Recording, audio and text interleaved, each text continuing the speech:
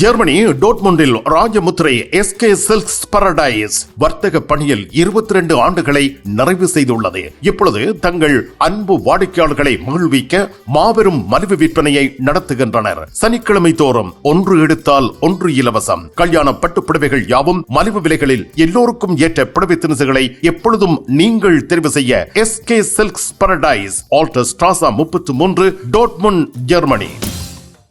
இனியதோர் மாலை பொழுதில் பாரிஸின் ஜெயின் நதியில் மிதக்கும் கப்பலில் உங்கள் விருந்துபசார வைபவங்களை கொண்டாடினால் எப்படி இருக்கும்? உங்களது கற்பனையை நிஜமாக்கித் தருகின்றார் ஈசன்.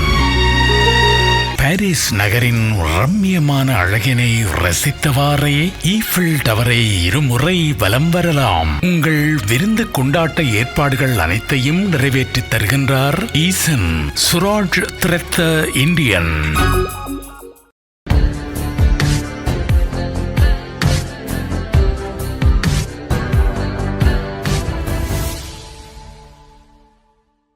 தமிழ் உறவுகளே வணக்கம். ஜெர்மனி செய்திகள். ஜெர்மனி நாட்டில் இருந்து வேலும் மயிலும் ராமகிருஷ்ணன் அவர்கள். எந்த உறவுகளே வணக்கம்.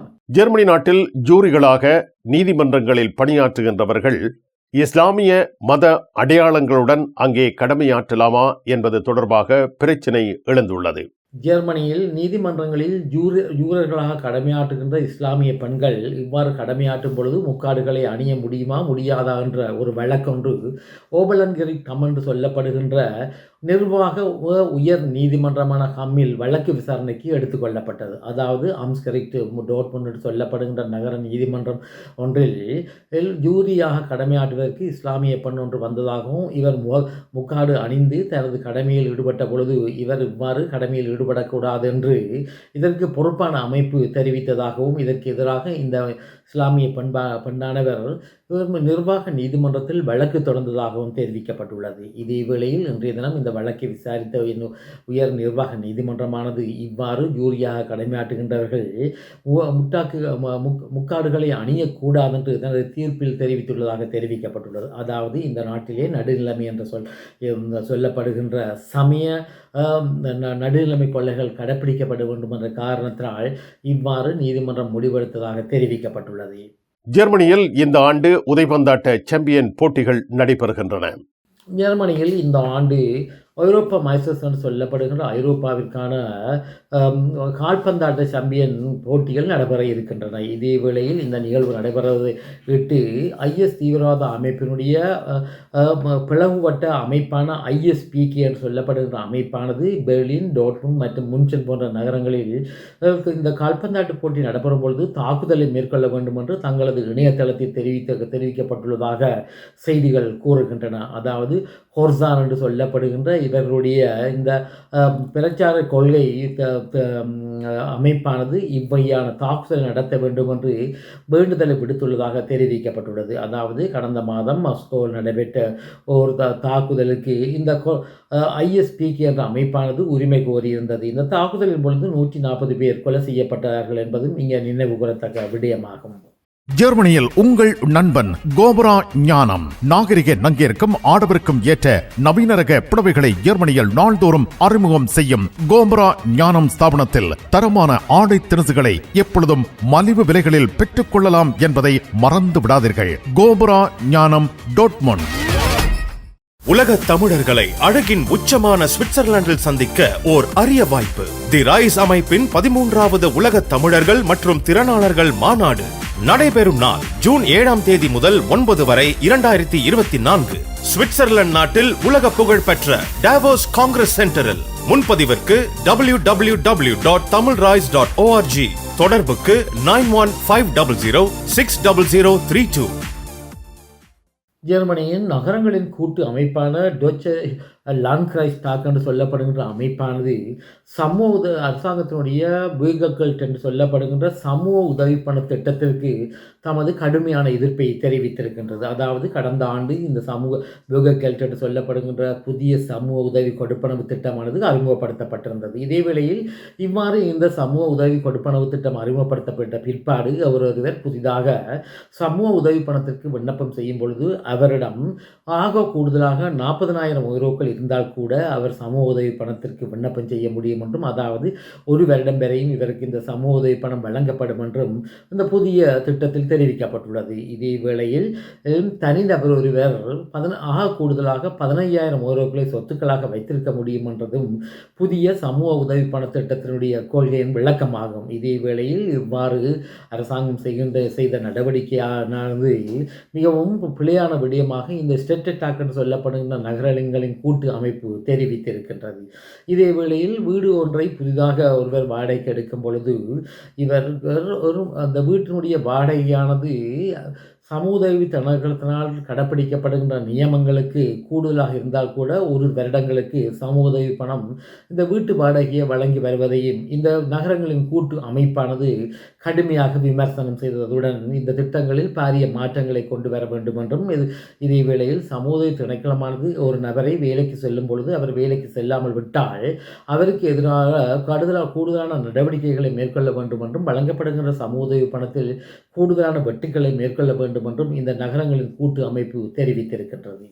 இன்றைய தினம் எஸ்என் மாவட்ட நீதிமன்றமானது 30 வயதுடைய ஒரு பெண்ணுக்கு ஆயுள் கால சிறை தண்டனையை விதித்து தீர்ப்பு வழங்கி இருக்கின்றது. அதாவது 86 வயதுடைய ஒரு பெண் மூதாட்டி ஒருவருடைய வீட்டில் இந்த 30 வயதுடைய பெண்ணானவர் துப்புரவு தொழிலில் ஈடுபட்டிருந்ததாகவும், இதே வேளையில் இந்த 30 வயதுடைய துப்புரவு தொழிலாளியானவர் இவரது 86 வயதுடைய பெண்ணின் வீட்டில் பல பொருட்களை களவெடுத்ததாகவும், இதன் காரணத்தினால் இந்த 86 வயதுடைய பெண்ணானவர் இந்த 30 வயதுடைய பெண்ணை வேலைக்கு வர வேண்டாம் என்று கட்டளையிட்டதாகவும் தெரிவிக்கப்பட்டுள்ளது. இதே வேளையில் இந்த விடயத்தில் ஆத்திரமடைந்த இந்த 30 வயதுடைய பெண்ணானவர் இந்த 86 வயதுடைய மூதாட்டியின் வீட்டுக்கு சென்று இந்த மூதாட்டியை அடித்து பின்னர் இவரை கூரான ஆயுதங்களால் குத்தி கொலை செய்ததாக தெரிவிக்கப்பட்டுள்ளது. பின்னர் இவர் கைது செய்யப்பட்டு விளக்கமறியல் வைக்கப்பட்டு இவருக்கு எதிராக வழக்கு விசாரணைகள் மேற்கொள்ளப்பட்டது. இதே வேளையில் இன்றைய தினம் லான்காரி என்று சொல்லப்படுகின்ற மாவட்ட நீதிமன்றம் எசனானது இவ்வகையான தீர்ப்பு ஒன்றை வழங்கியுள்ளதாக தெரிவிக்கப்பட்டுள்ளது.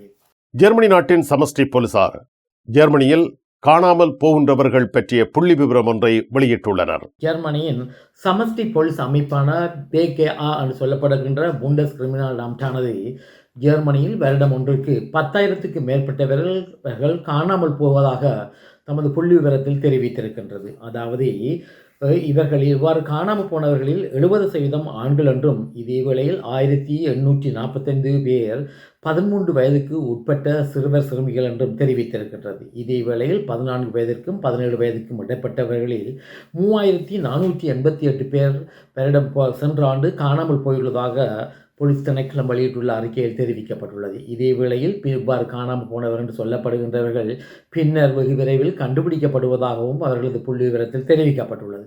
இதே வேளையில் வருடம் ஒன்றிற்கு இவ்வாறு காணாமல் போனவர்களில் 3% தொடர்ந்தும் காணாமல் போயுள்ளதாகவும் இந்த புள்ளி விவரத்தில் சுட்டிக்காட்டப்பட்டுள்ளது. இதே வேளையில் ஜெர்மனியில் நாளொன்றுக்கு போலீஸ் நிலையங்களில் 200 தொடக்கம் 300 பேர் வரை காணாமல் போவதாக பதிவுகள் செய்யப்படுவதாகவும் இந்த புண்டஸ் கிரிமினல் ஆம்ட் என்று சொல்லப்படுகின்ற சமஷ்டி போலீஸ் அமைப்பு தெரிவித்துள்ள அறிக்கையில் தெரிவிக்கப்பட்டுள்ளது. இனி உலகச் செய்திகள்.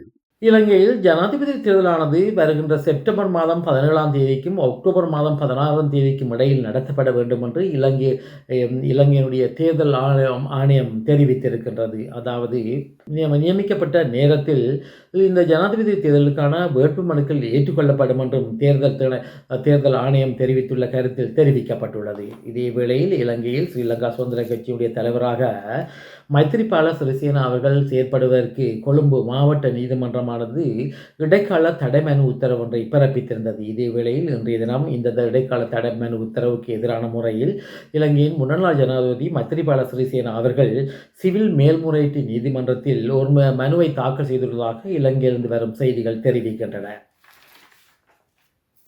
பிரான்ஸ் மற்றும் பிரித்தானியா போன்ற 2 நாடுகள் உக்ரைனுக்கு அதிதூரம் சென்று தாக்கக்கூடிய ராக்கெட்டுகளை வழங்குவதற்கு முடிவெடுத்திருக்கின்றன. இதே வேளையில் இந்த நடவடிக்கையால் சீற்றம் கொண்ட ரஷ்யாவுடைய முன்னாள் ஜனாதிபதியான மெட்வெடேவ் அவர்கள் இவ்வாறு இந்த நீண்ட தூரம் சென்று தாக்குகின்ற ஏவுகணைகள் மூலம் உக்ரைனானது ரஷ்யாவுடைய பரப்புகள் தாக்குதல் நடத்தினால் பதிலடி கொடுக்கப்படும் என்று ரஷ்யாவுடைய முன்னாள் ஜனாதிபதி மெட்வெடேவ் அவர்கள் தெரிவித்திருக்கின்றார். குறிப்பாக பிரித்தானியா மற்றும் பிரான்ஸ் நாட்டினது இவையான எதிர்த்தாக்குதலை நடத்துவதற்கு தாம் தயங்க மாட்டோம் என்றும் மெட்வெடேவ் அவர்கள் தெரிவித்த கருத்தில் தெரிவிக்கப்பட்டுள்ளது. இஸ்ரேலானது ராஃபா பிரதேசத்தின் மீது தாக்குதலை நடத்த ஆரம்பித்திருக்கின்றது. இதேவேளை ராஃபா பிரதேசத்திலிருந்து 1,10,000 பேர் இதுவரை வெளியேறியுள்ளதாக ஐக்கிய நாடு சபை தெரிவித்திருக்கின்றது. இதேவேளையில் இந்த ராஃபா பிரதேசத்தில் மொத்தமாக 14 லட்சம் பேர் உள்ளதாகவும் இந்த தாக்குதல் தொடர்ந்து நடைபெற்றால் பல லட்சக்கணக்கான மக்கள் பாரிய பாதிப்புகளுக்கு உள்ளாகுவார் என்றும் ஐக்கிய நாடு சபை தனது எச்சரிக்கையில் தெரிவித்திருக்கின்றது. மிக்க நன்றி வேலும் மயிலும் ராமகிருஷ்ணன் அவர்களே. மீண்டும் சந்திப்போம். வணக்கம். அதெல்லாம் இருக்கட்டுமாப்பா, வீட்டு டிடி பாக்ஸ் இருக்கோ என்ன இல்லையோ? எனக்கு விசாக்கு முதல் டிடி பாக்ஸ் இருக்கும் இல்ல? சரி, ஓகே, பாய். நைட் எடுக்கிறேன் என்ன? சரியா? இங்க என்னடா வாங்கி விற்கிறாராம்? என்னப்பா உலகம் டிடி பாக்ஸ் எல்லாம் இருந்திருக்கு? இல்ல, அவர் என்னன்னு சொன்னா ஃபுட் சிட்டி வச்சுக்கிறாரு தானே, இப்ப கொஞ்சம் பிஸியா இருப்பார். அவர் வீட்டை டிவியும் பாக்குறீங்கள, அப்ப இப்ப நான் போறேன் தானே, இப்ப வாங்கி விற்பேன். மறந்துடாதீங்க, நீங்களும் வீட்டுல டிடி பாக்ஸ் வாங்கி வைங்க. தமிழ் தொலைக்காட்சிகளின் நிகழ்ச்சிகளை தங்கள் இல்லங்களுக்கு எடுத்து வருவதில் முன்னணி வகிப்பது டிடி பாக்ஸ்.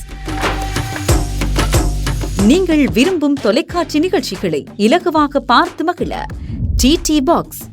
விவரங்களுக்கு 0049 1630 00 78 00.